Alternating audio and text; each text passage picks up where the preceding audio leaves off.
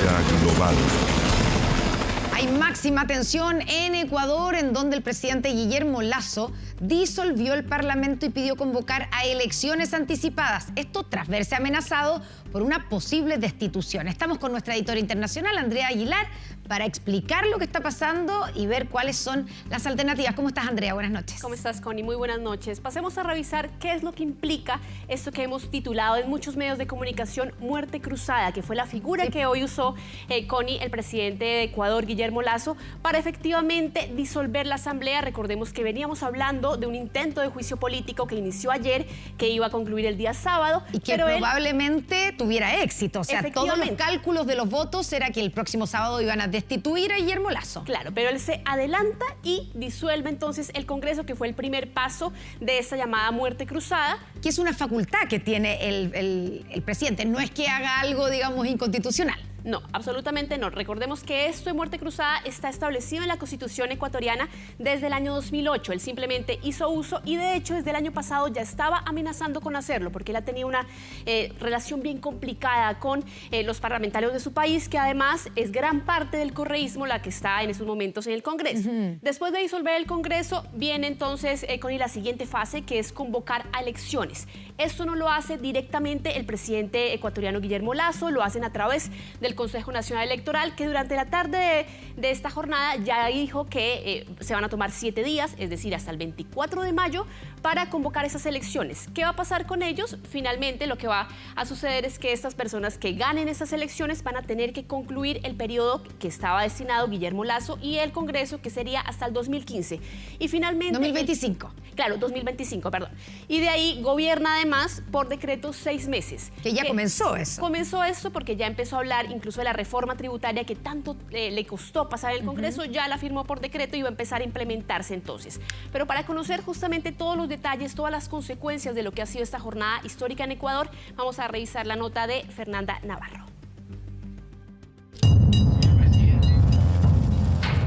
Yo estoy aquí, en este estrado, ejerciendo mi defensa.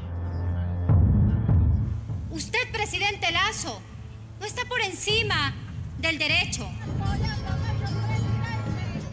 He decidido aplicar el artículo 148 de la Constitución de la República, que me otorga la facultad de disolver la Asamblea Nacional. Medida que provocó que la Asamblea Nacional amaneciera totalmente resguardada y que las Fuerzas Armadas expresaran su apoyo a la decisión del mandatario. Esperamos que no existan protestas de ningún tipo. De todas maneras, quien afecte la ley o quien trate de generar caos o violencia tendrá que ser sometido a la justicia. Una decisión que cambia por completo el actual orden político de Ecuador. El presidente podrá gobernar hasta por 6 meses, pero con el control de la Corte Constitucional y el Consejo Nacional Electoral. Tendrá que convocar elecciones hasta el 24 de mayo. Los ganadores de estos comicios completarán el actual periodo presidencial y legislativo que termina en mayo de 2025.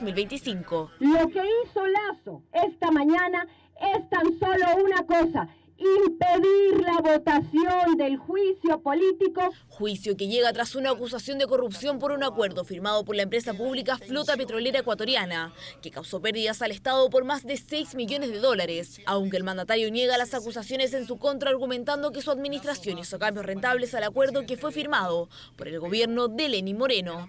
Están enfocados en desestabilizar al gobierno con un juicio político infundado.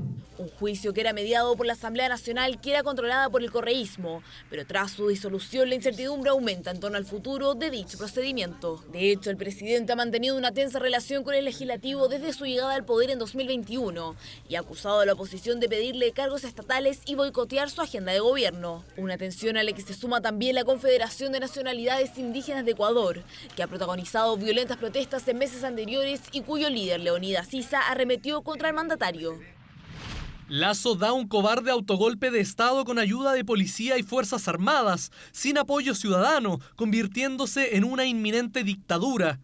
Duras palabras a las que se sumó el expresidente ecuatoriano Rafael Correa, el líder de uno de los principales partidos opositores a Lasso, quien tildó de ilegal la decisión de Guillermo Lasso. Ha fungido la Revolución Ciudadana, que es el movimiento del expresidente, como uno de los principales contradictores del presidente Lasso, que tiene hoy por hoy una credibilidad de alrededor del 15%. Desde Chile, el gobierno del presidente Gabriel Boric hizo un llamado a que todas las partes respeten el orden constitucional. Creemos que debe observarse esta situación con especial cuidado y creo que hay un orden constitucional que está vigente en Ecuador y nuestra aspiración es que todas las partes respeten ese orden constitucional. Ecuador enfrenta un complejo panorama político en el que de manera inesperada comienza una etapa electoral cuyos ganadores deberán culminar el periodo que iba hasta 2025, un proceso que podría tomar entre 4 a 6 meses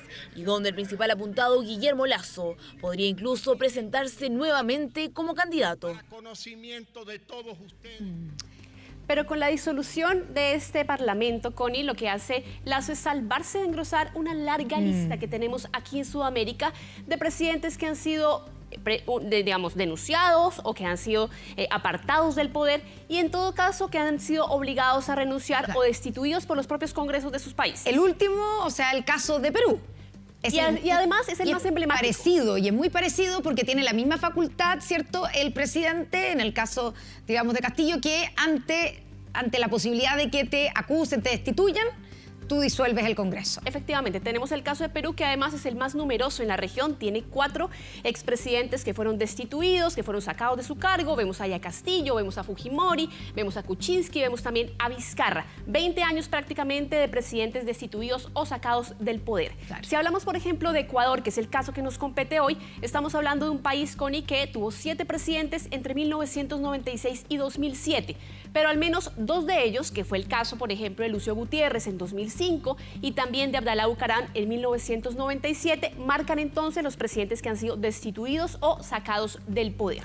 Vamos entonces también a Venezuela, por ejemplo, donde está Carlos Andrés Pérez, que esto sucedió en 1993. Estamos hablando de líderes destituidos o obligados a renunciar, porque en Venezuela también tendríamos, por ejemplo, el golpe de Estado de Chávez, que finalmente duró prácticamente un día fuera del poder y luego es reinstalado en su cargo. Vamos ahora a Paraguay, porque también es uno de los casos que hace prácticamente 10 años teníamos a Fernando Lugo destituido también por el Congreso y prácticamente en 1999 Raúl Cubas también era sacado de su cargo. Otro de los casos más importantes que hemos tenido en la región, Connie, tiene que ver con Brasil, el gigante del continente.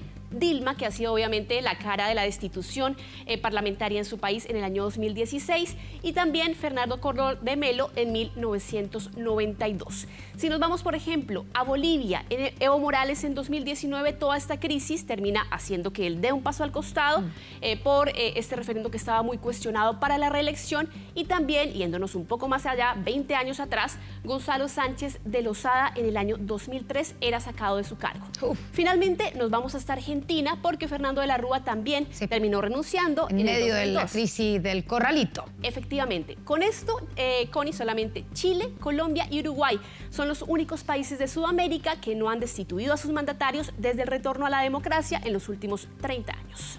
Muchas gracias por este completo informe y panorama, ¿cierto?, de la crisis en Ecuador y su relación con el resto de Latinoamérica. Muchas gracias, Andrea. Buenas noches. Que estén bien, buenas noches.